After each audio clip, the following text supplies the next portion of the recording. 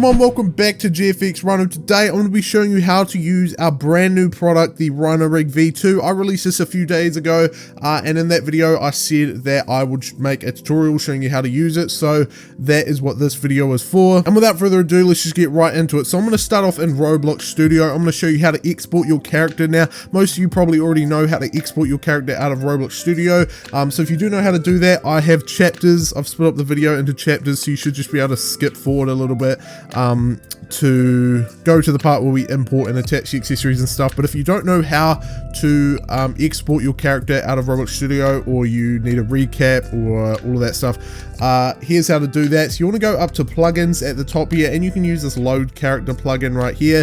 This is a plugin most GFX artists use. I'll link it down in the description below, and in here you can just type in anyone's username. So I'm just going to use the default guy right here, already pro. I'm going to click spawn R6 to spawn him in, and then under position right here under his properties, you want to make sure under origin his position is set to 0,3. Nope, what just happened there? It needs to be set to 0,3,0, just like that. You want to make sure he's not in the ground and he's in the complete center like this. There's also this under avatar, you can use the rig builder, spawn R6. Make sure when you do use this plugin you do spawn in R6 as well. It has to be an R6. Only R6 textures work on the Rhino Rig V2, but yeah, you can select R6 on this. You can select block avatar, and then you can dress up this guy with your own clothes, change up his body colors and stuff. I've got a whole tutorial showing you character customization and stuff. I'll link that as well in the description below. But after you've got your character, you want to right click on him and then click export selection. Then on your desktop you can just make a new folder, and in here you can name the character whatever you'd like,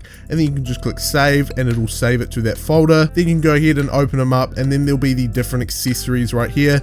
So I've got the angel little thing here, so I'm just going to call that angel. Same thing as how we exported this. You just right click export selection. So we got bunny ears. You can name them whatever you'd like, and then lastly we got the hair, just like that. So that is how to export it. You do want to make sure when you export him he is in the center, so 0,3,0. If you use the rig builder here, it'll actually be 0,0,0. Just make sure he's in the center, otherwise the accessories won't be in the right place when you import them into Blender. But either way, after you've exported your character, you can come into Blender here and you can click on his head. When you open up the Rhino rig, it should already have the head selected, and then up in this little top bit right here, it should already be open. You can click the little folder button right here, then you can navigate to your new folder, and there should be a texture right here. So most of the time it's just going to be handle1_diff.png. double click on that and that will apply the texture. Sometimes if you have lots of accessories or some really complex accessories, they might come with their own textures, so you might need there might be multiple textures that you might need to just kind of sort through to find the right one. And if none of them work, that means you have to export your accessories into separate folders to make sure the textures don't overwrite each other. But most of the time it's just the handle1_diff.png. By the way, before we continue, I do want to say if you have any problems with the Rhino rig, you can join the Discord server and make sure to tell me, and I'll make sure to fix them. Otherwise, if you do just have any errors with your Roblox GFX in general, we have a dedicated GFX support channel in our Discord server link in the description below. But otherwise, now I'm going to show you how continuing, I'm going to show you how to import and attach your accessories. So you want to go up to File, Import Wavefront OBJ, and then inside of your new folder there will be these different OBJs. You want to make sure you don't import the character, because if you import the character you will see that it is the whole character just like that, which is not what we want. We only want the accessories. So you want to click on one of your accessories. So I've just got the hair here, and then you can click Control and then click on the other OBJs. You want to make sure you're not selecting the MTLs, otherwise they just won't import. So select the OBJs and then click Import Wavefront OBJ. That'll import all of your accessories in. Then you can click then you can right click and then click Set Origin to Geometry. That'll bring this little movement tool to the actual thing, instead of it being, if you see here, when you import it, it's on the ground. If you right click, set origin geometry, it sets it to the right place. You don't really need to do this, but it's just a little extra thing. Anyway, as you can see with this is quite a weird accessory. It has something that we're going to need to attach to the torso and the head. So if you want to separate things, you can click tab to go into edit mode, or just go up here and then select edit mode. And then I'm just going to select the whole crown here, make sure it's all selected, and then you can click P and then selection. And then if I go out of edit mode, you can see we have the wings and the crown on separate layers now, which is awesome. I'm going to set origin again, but either way, now to attach accessories up. So you can have swords, you can attach them to any bone on the body. If you've ever attached anything, if you've used the starter rigs and attached anything on those, it's pretty much the same process. And then to actually attach the accessories, you can click on whatever accessory you want to connect. Then you can hold down Control up in your outliner and click on the GFXRhino, the armature right here, which is just called GFXRhino. Otherwise, you can click on the accessory, then hold down Shift in your viewport, and then click on one of the bones. Then you can click Control Tab, or just go up to here and go into pose mode, and then select whichever bone you want to connect it to. So for the bunny ears here, I'm going to want to connect it to the head bone. Then you can click Control P on your keyboard and then click bone right there, and that'll connect it up. So if I go ahead and just deselect the bunny ears, go back into pose mode, and if I rotate the head here, you can see it's all connected up, but we still need to connect the crown and the hair. So I'm going to show you how to connect multiple things at once. So if you actually select both your, I'll do the angel ears and the hair, just like that. If you hold down Control and select both of them and then select the armature, so we have both of the remaining head accessories and the armature selected. Make sure you select the armature last, so the accessories you're trying to connect are orange, like this darker orange, and the armature here is like a brighter orange. And then you can click Control Tab once again, and then with whatever bone you want to select it, connect it to, Control P, bone, just like that. So now both the crown and hair would have been connected to the head. So if we move it here, you'll see it's all connected up just like that. So what I could have done is selected the hair, crown, and bunny ears, and then the armature, then connected it all up just like that. By the way, if you do connect it to the wrong bone, you can click on it in object mode, then click Alt P, and then you can clear the parent and then connect it to whichever bone you're actually meant to connect it to. That's just a little extra tip. By the way, you might want to close this up now. You don't really need it unless you're going to do HDRIs or other things, which you can always open it up again. So you can right click where it resizes and then click join areas and join it like that. That's how I do it. I think there's probably a shortcut to close it, but that's just how I do it. If you ever need to open it again, right click where it resizes, horizontal split, and then change it to shader editor. But anyway, back to the attaching of the accessory. So I want to now attach the angel wings to the upper torso. So it's the same process. We're going to select the armature after selecting the accessory, then Control Tab, and then select whichever bone. This time it's going to be the upper torso.